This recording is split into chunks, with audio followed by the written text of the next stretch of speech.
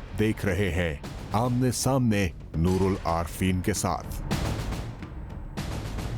अस्सलाम वालेकुम नाज़रीन, मैं हूं नूरुल आरफीन सिद्दीकी और आप देख रहे हैं आमने सामने। आज हमारे साथ मौजूद है एक ऐसी बागो बहार, बल्कि एक ऐसी शोला बयां शख्सियत जिसके सामने बेचारे एंकर की हैसियत वैसी होती है जैसे रेसलिंग के मुकाबलों में रेफरी की।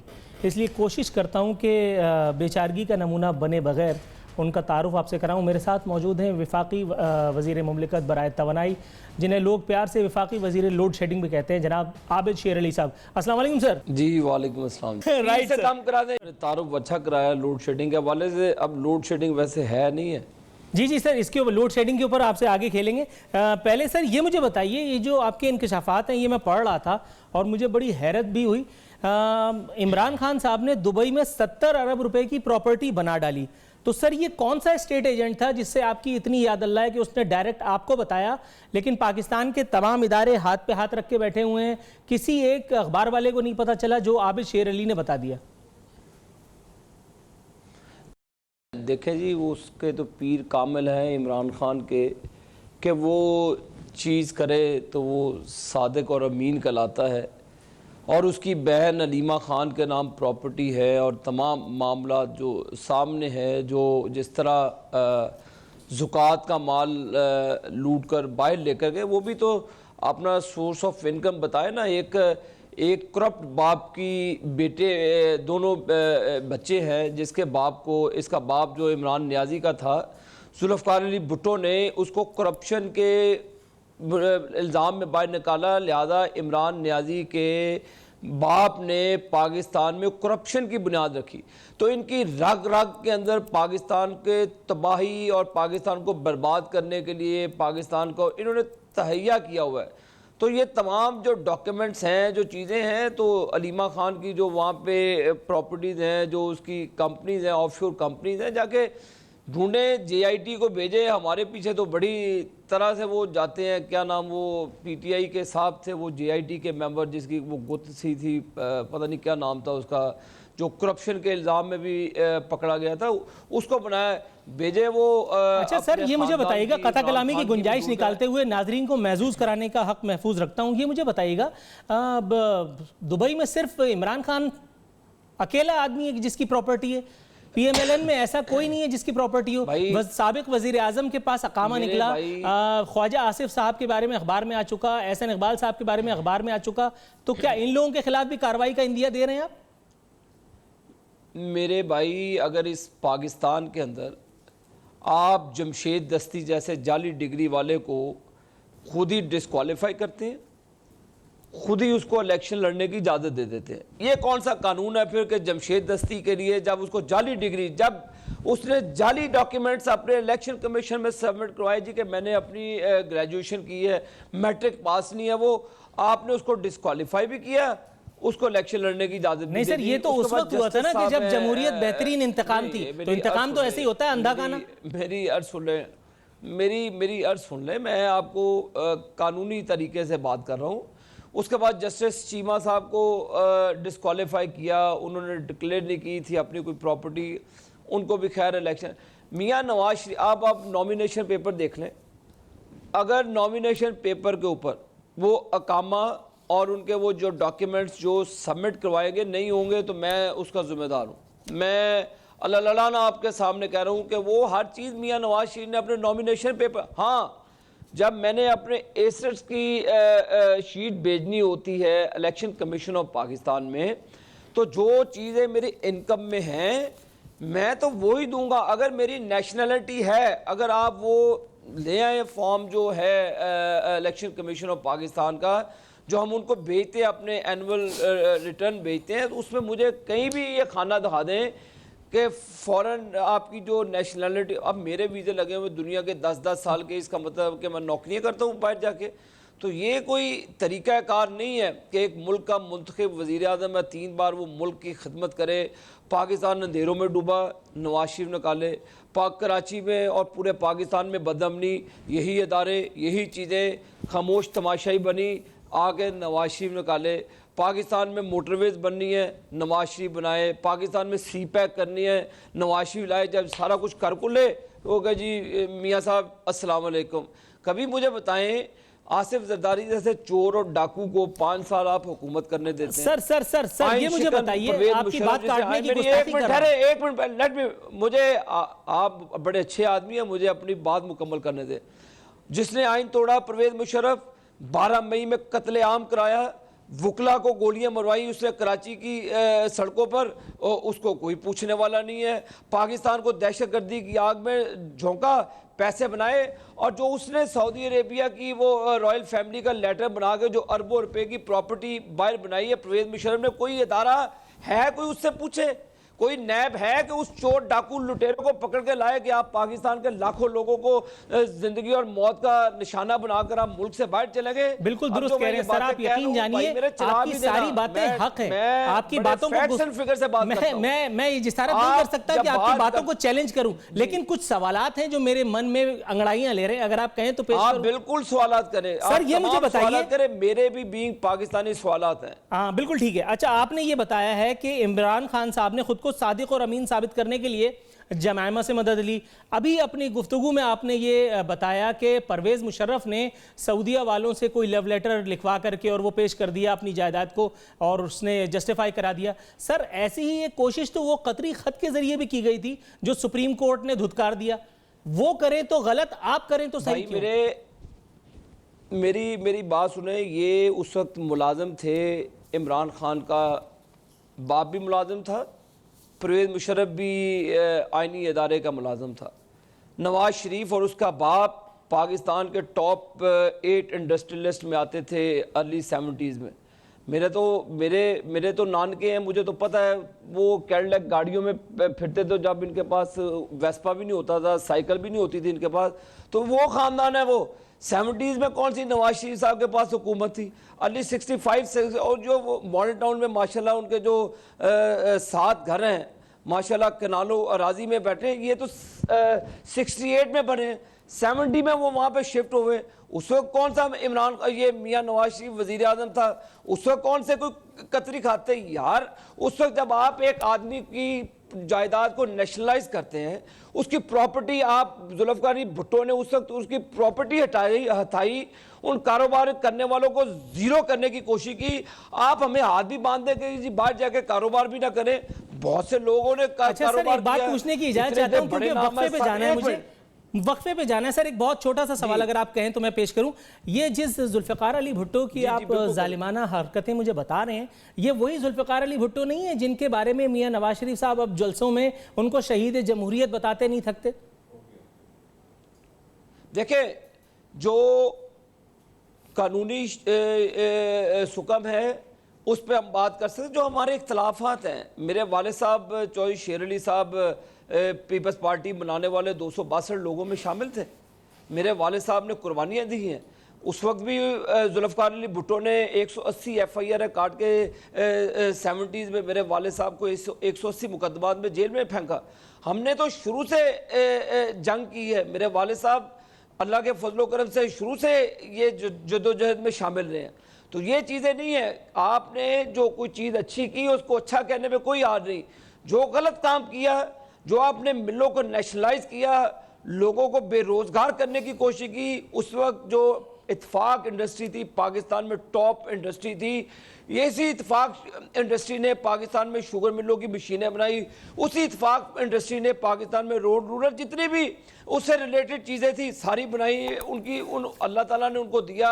उसी दौर में शुगर मिलें लगी।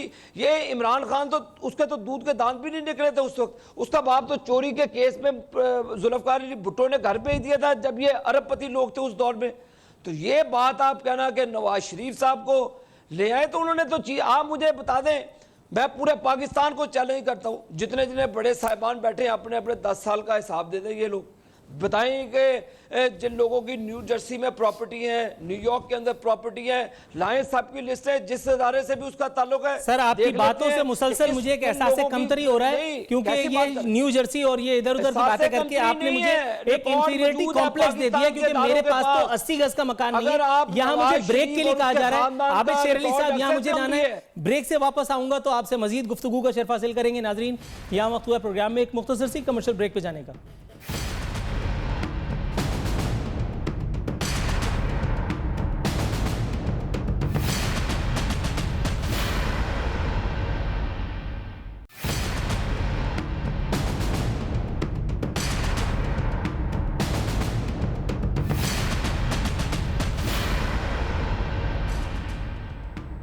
वेलकम बैक नाजरीन। बदस्तूर हमारे साथ मौजूद हैं आबिद शेर अली साहब। आबिद साहब, सर ये मुझे बता रहे थे आप इत्तेफाकात की दुनिया है, सर ये कैसा हुस्न इत्तेफाक है कि इत्तेफाक फाउंड्रीज जिस मुल्क में है और फल फूल रही है, वहीं स्टील मिल का बेड़ा गर्क है।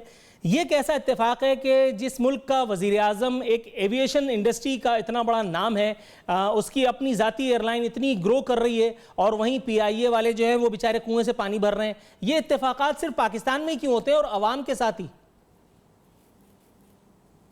भाई मेरे, ये इत्तफाकात उस वक्त होते हैं जब पाकिस्तान मुस्लिम लीग नून की हुकूमत की छुट्टी कर दी जाती है।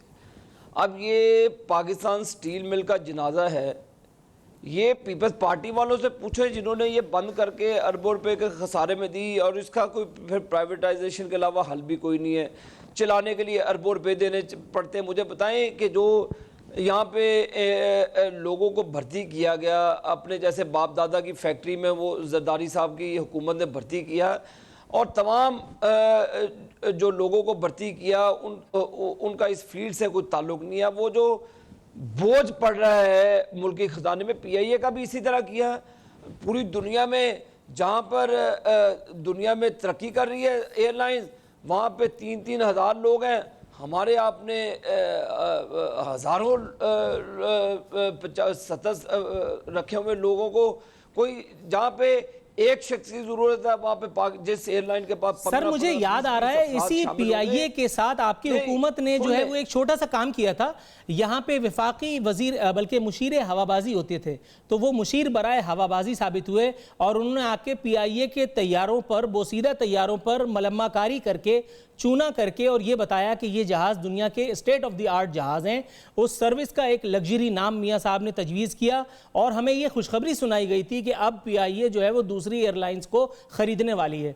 सरदार मेहताब साहब आए, उन्होंने भी इसी तरह की लॉलीपॉप्स दी, लेकिन अल्हम्दुलिल्लाह हुआ कुछ भी नहीं, और वो तैयारे भी आज जो है वो ऐसे ही पड़े में। प्लस साथ में जाते जाते जर्मन नज्जाद CEO, जिसको बकौल चौधरी निसार के फवाद हसन फवाद या वज़ीर आज़म सेक्रेटेरिएट से एक टेलीफोन कॉल आई, और उनको इंस्ट्रक्शंस दिए गए कि जी इनका नाम आप ECL से निकाल दीजिए। वो जाते जाते हमारे इत्तेफाक से एक और इत्तेफाक हुआ पाकिस्तानी कौम के साथ, हमारा एक पूरे का पूरा तैयारा जेब में डाल के ले गया, और आज हम उस तैयारे से भी महरूम हैं। तो सर ये अपनी मोटरसाइकिल भी आजकल के दौर में कोई किसी को नहीं देता। ये हम इतनी जबरदस्त कौम है, इतनी जबरदस्त हमारी हुकूमत है, हमने जहाज दे दिया।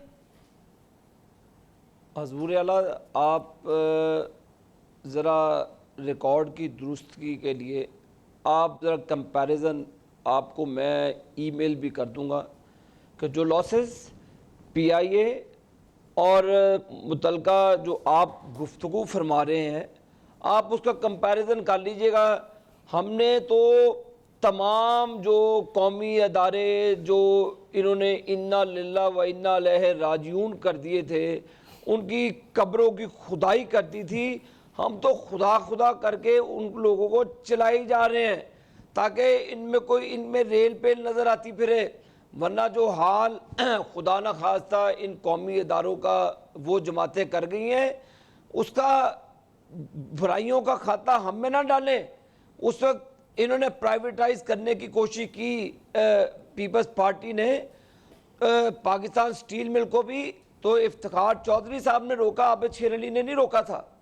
मैं आपको इसलिए कह रहा हूँ कि मुरहकात को देखें कि अब पीपल्स पार्टी कहती जी स्टील मिल अगर प्राइवेटाइज की गई तो हम ये कर देंगे, तो इस वक्त कौन सा इनका अवैध टप्पी चला रहा था वो पाकिस्तान स्टील मिल को, जहाँ कोई इनका उज़ैर बलोच चला रहा था, जहाँ इनकी फरियाल तालपुर साहिबा चला रही थी, जो लाखों रुपए लेकर लोगों को भर्तियां करते रहे, और सारा बेड़ागर PIA का और तमाम नेशनल अदारों का किया तो बेड़ागर किन लोगों ने?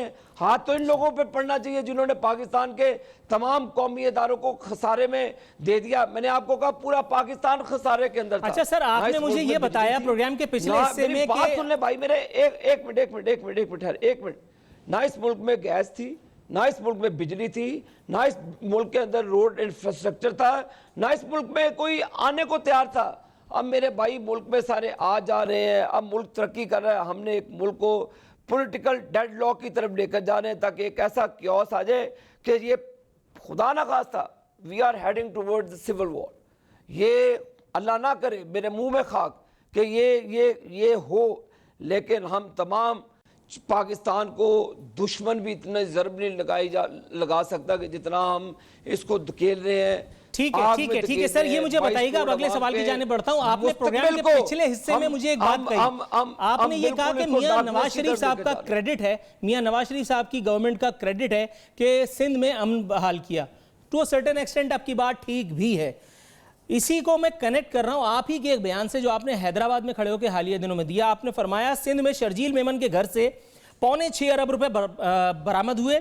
शर्जील मेमन सीडी फरोख्त करता था और आज सेठ बना घूम रहा है। सर, वो वफाकी हुकूमत जो सूबाई खुद मुख्तारी के बावजूद इंटरवीन करके कराची जैसे बर्बाद शहर को आबाद कर देती है, बकौल आपके, यहाँ अमन व अमान बहाल होता है और वाकई बहाल भी हुआ, वो वफाकी हुकूमत शर्जील मेमन पर काबू नहीं पा सकती थी? वो सीडियां बेच बेच कर, बकौल आपने ये बताया कि सीडी बेच करके उसने नहीं कमाया। ये 6.25 अरब एक अल्ताफ भाई के घर से 5 लाख पाउंड बरामद हुए। चलो वो तो MI5 को जवाब देना पड़ेगा, ये किसको जवाब देना पड़ेगा? ये 6.25 अरब रुपए ये मस्जिद में तस्बीह बेच करके तो नहीं कमाए। आप मुझे बताएं, अयान अली के पास डॉलर पकड़े जाए, शर्जील मेमन के बेड के नीचे से अरबों रुपए पकड़े जाए, अब वो सियासी बाबा बन के आता है और बीमारी का बहाना लगाता है, तो जो जुआ खेलता रहा वहाँ पे लंदन में बैठे रोज़ाना ये कसिनों में हज़ारों पाउंड हार के आता था। इसके बाप दादा ने कोई वहाँ पे कानें खोल रखी थी सोने की कि ये सारा सिंध के लोगों का लूटा हुआ पैसा है, 1 रुपया तो इन लोगों ने सिंध के ऊपर लगाया नहीं। बात रही आप कराची की, आप मुझे बताएं कि कभी किसी ने ग्रीन लाइन कराची में बिछाई? क्या कभी किसी को ख्याल आया कि हैदराबाद, सक्कर और कराची को लिंक करने के लिए यहाँ पे मोटरवेज बनाई जाए? क्या किसी को लोगों को ख्याल आया कि हारी भी पाकिस्तान का हिस्सा है, सिंधी कौम भी पाकिस्तान का हिस्सा है? क्या इन लोगों को आपने थाने कचहरी की सियासत सिखानी है?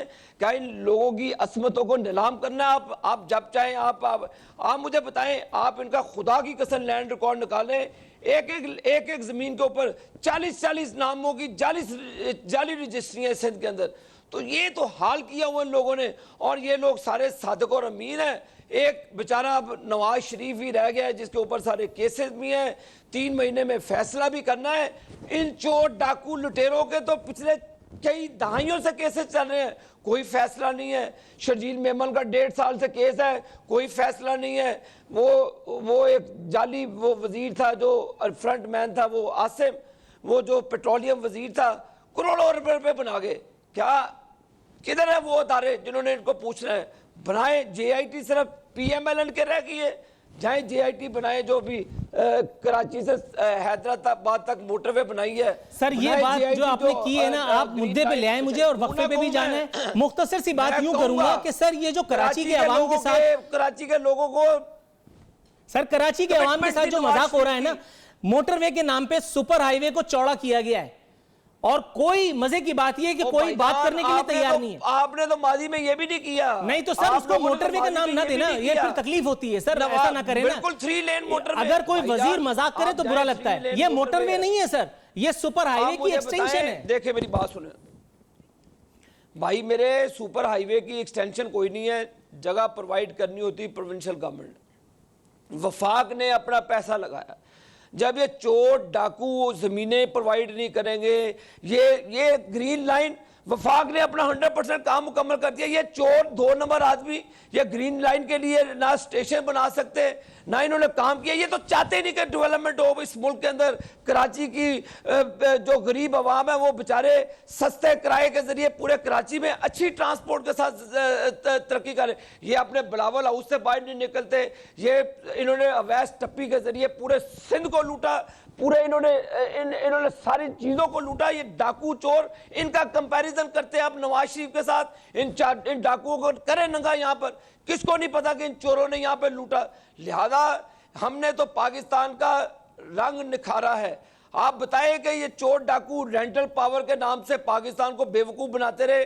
हमारे पर लाए कोई करप्शन का केस, नंदीपुर पावर प्लांट जो 27 अरब। सर आपने जो दावत दी है वो मैं कबूल कर नहीं सकता क्योंकि ये मेरी अथॉरिटी नहीं है कि मैं करप्शन का केस डिग आउट करूं। यहाँ मुझे ब्रेक के लिए कहा जा रहा है, ब्रेक के बाद वापस आऊंगा, आपकी बात को यहीं से कंटिन्यू करेंगे। नाजरीन यहाँ वक्त हुआ एक मुख्तसर सी कमर्शियल ब्रेक पे जाने का।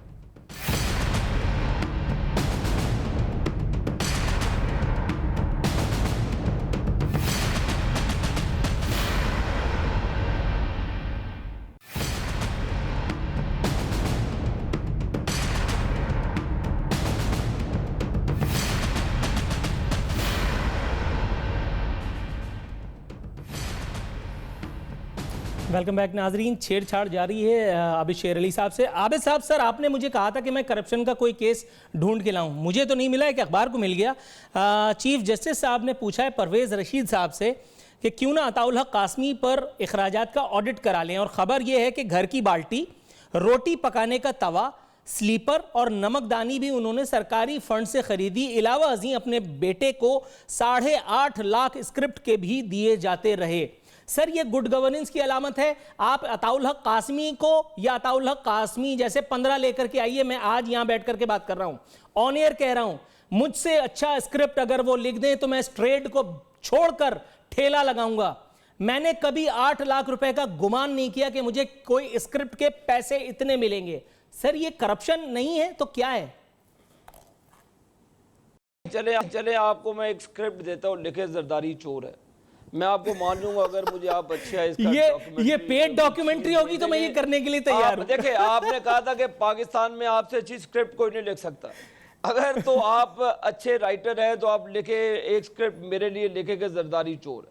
ये पेड डॉक्यूमेंट्री होगी, काइंडली ये भी बता दीजिए। नहीं, जहाँ पे मेरी बात है, इस मुल्क के अंदर डॉक्टर शाहिद मसूद को MD PTV लगाया गया, जिसको तनख्वाहें और बड़ी मुराद दी गई, कहाँ सफ़र किया और सबकी ले आए, सबके एक्सपेंसेस निकाल लेते हैं। सर तो आपने भी तो वही किया। चले इसी पे ऑडिट कर लेते हैं, बाकी छोड़। मेरी जान, मेरे भाईजान इस पे इसी पे लॉक लगा लेते हैं। पिछले 10 सालों में जितने भी PTV के MD रहे, उनका रिकॉर्ड, उनके अखराजात, उनका ऑडिट करा लिया।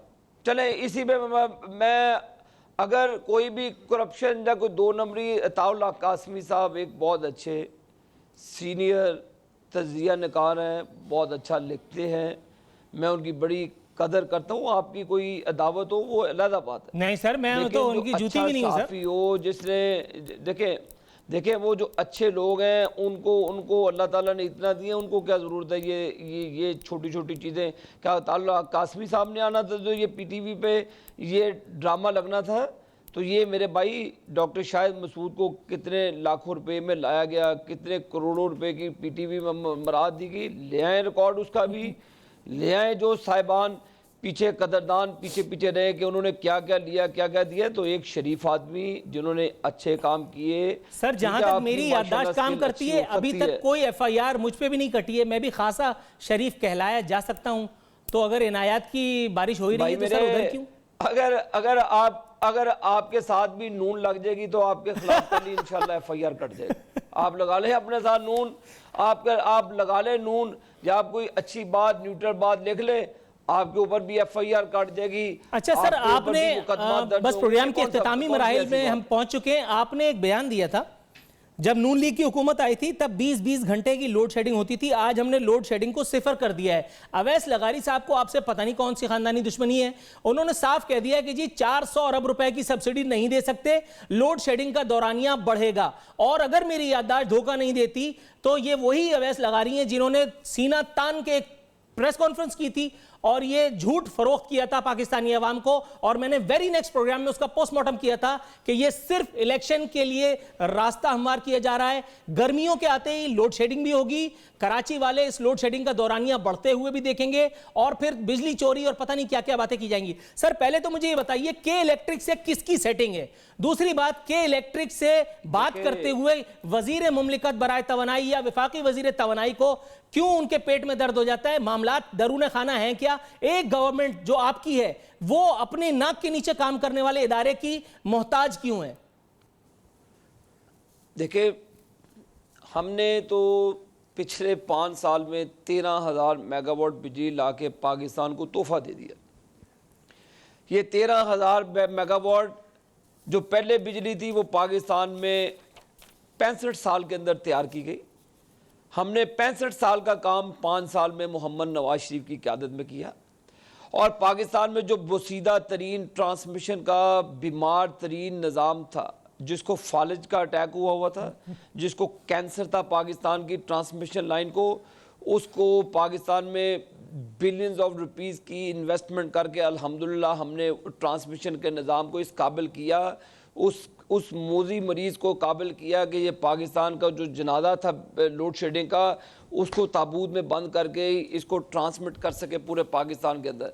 आप देखें कि काम किए हैं, चोरी नहीं की। और सीना तान के कहते हैं कि नवाज शरीफ की हुकूमत ने पाकिस्तान के लोड शेडिंग के खात्मे के लिए काम किया। अब जहाँ पे बिलिंग नहीं होगी, जहाँ पे मामलात हो गए 250 अरब रुपये के डिफ़ॉल्ट करते, कैस्को की कंपनी है, वहाँ पे ट्यूबवेल्स की बिलों का मसला है, फाटा में बिल नहीं आते, आज़ाद कश्मीर के हमारे मसले मसाइल हैं, केपी में बिल नहीं आता, सिंध में ऐसा है।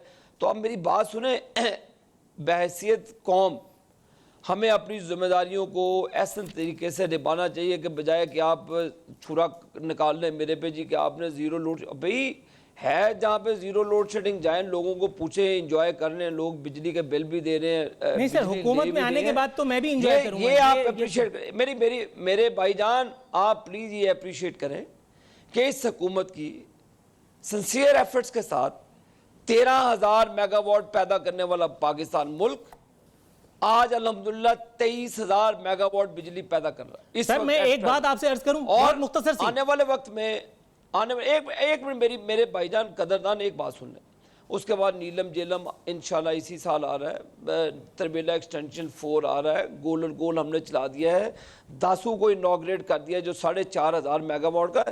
यार क्रेडिट दो इस चीज को, मानो कि 13,000 मेगावाट कर पैदा करने वाला मुल्क जो अंधेरों में डूबा हुआ था, उसको नवाज शरीफ ने 23,000 मेगावाट वाला मुल्क बना दिया। सर आपने 23 नहीं, मैं आपको थोड़ा सा और क्रेडिट भी दे देता हूं। आपने 23 नहीं, मैं कह रहा हूं आपने 43,000 मेगावाट प्रोड्यूस कर दिया। 20,000 मैंने अपनी जेब से दे दिए। सुन तो लीजिए 36 जनाब मन, सुनिए तो हजरत, आपने 20,000 मेगावाट बिजली इजाफी पैदा कर दी। मैं आप पे इतना बड़ा बहुतान लगा रहा हूं, सुन तो ले, आपने 20,000 इजाफी तौर पे पैदा कर दी, ठीक है, लेकिन कराची में या पाकिस्तान के जिन इलाकों में जब लोड शेडिंग का दौरानिया बढ़ेगा तो वो आपको झोली फैला फैला के बददुआएं नहीं देगा। उन इलाकों में बढ़ेगा जो बिजली का बिल नहीं देंगे, उन इलाकों में बिजली लोड शेडिंग नहीं होगी जो लोग बिजली का बिल दे रहे हैं। चाहे मेरी बात रिकॉर्ड का हिस्सा बना ले, बिल्कुल उस इलाके में लोड शेडिंग का दौरानिया बढ़ेगा जहां पे लोग बिल नहीं देंगे, उस इलाके में जीरो लोड शेडिंग होगी जहां पे लोग 100% बिल देते हैं। आगे बात करें। आगे बात तो ये है सर कि जिस इलाके में गरीब से छोटे से इलाके में, छोटे से घर में, कुटिया में मैं रहता हूं, वहां मैं जितने एसी चलाता हूं उसका बिल भरता हूं, बल्कि मेरी क्या मजाल के इलेक्ट्रिक मुंह में हाथ डाल के आते निकाल लेती है। मैं आपको सर सुनिएगा ना, सुनिए तो, मैं चोरी नहीं करता मेरे इलाके में। आपको इसका मैथमेटिक बताऊं कि कैसे बिजली ली जाती, कैसे दी जाती, कैसे। आप यहाँ पर सर 2 मिनट रह गए काइंडली। अच्छा मैं अपना अगला सवाल शुरू करता हूँ आप ही के बयान से। मेरे भाई लोड शेडिंग पे मैं हार मानता हूँ सर, नहीं मैं आपसे नहीं मनवा सकता। जमींदारों ने अपनी जमीनों पे लगाए हुए हैं यार, ठीक है। अच्छा सर एक बंदा करोड़ों रुपए का डिफॉल्ट करता है। सर आप 15 खानदान है जो 15 अरब रुपए का डिफॉल्ट करते हैं यहाँ पे इस सिंध में। अच्छा सर एक बात तो लिस्ट ले लीजिएगा आप मेरे से। सर मुझे एक बात तो बताएं, आप हैं विफाकी, ये लोग सर आप वजीर मुमलिकत बराए तवानाई हैं। फैक्ट्स पे बात सर मेरी बात तो सुने, प्रोग्राम शुरू किया था मैंने आपके एक इंकशाफ से जो आपने इमरान खान साहब के बारे में किया। अब प्रोग्राम खत्म भी मैं एक इंकशाफ, ठीक है, अच्छा प्रोग्राम खत्म भी मैं एक इंकशाफ पे कर रहा हूं जो आप ही को पता था और आप ही ने अखबार वालों से शेयर भी किया। मुख्तसरन अगर आप बता देंगे कि इसकी सोर्स क्या है तो जरा हसरत भी पूरी हो जाएगी और जरा प्रोग्राम का इख्तिताम भी मेरा ख्याल है खुशाइंद होगा। आपने बताया जब सहाफियों ने हैदराबाद में आपसे पूछा कि इमरान खान साहब ने तीसरी शादी कर ली और शेख रशीद एक ना कर सके, तो आबिद शेर अली ने कहा कि शायद शेख रशीद में कोई फनी खराबी होगी। ये फनी खराबी क्या चीज होती है सर, और आपको इसका कैसे पता? भाई आप फनी खराबी आप ढूंढ लेना, मैं क्या ढूंढ सकता हूँ। माशाल्लाह आप भी शादीशुदा हैं, आपके भी बच्चे हैं, मैं भी शादीशुदा हूँ, मेरे भी बच्चे हैं। अब जो शादीशुदा नहीं है तो अब मैं अब उसके बारे में क्या कह सकता हूँ। ऑन एयर प्रोग्राम है, अब मैं उसके उस वाहियात आदमी के बारे में कुछ नहीं कह सकता। बस सर जबरदस्त, आपने सब कुछ कह दिया, कुछ ना कह के डुकेसला। अब मैं उसको कह रहा हूँ कि उसको अपनी फनी खराबी का इलाज कराना चाहिए। अब तो उनके पास पीर भी आ गए हैं, राइट से काम करा दें, शायद उनका भी काम बन जाए। राइट नाजरीन, ये थे आबिद शेर अली साहब, इनसे गुफ्तगू आपने मुलाहिजा के साथ। हमारे प्रोग्राम का वक्त अब खत्म होता है। नूरुल आरफीन सिद्दीकी और आमने सामने की टीम को इजाजत दीजिए। फी अमान अल्लाह।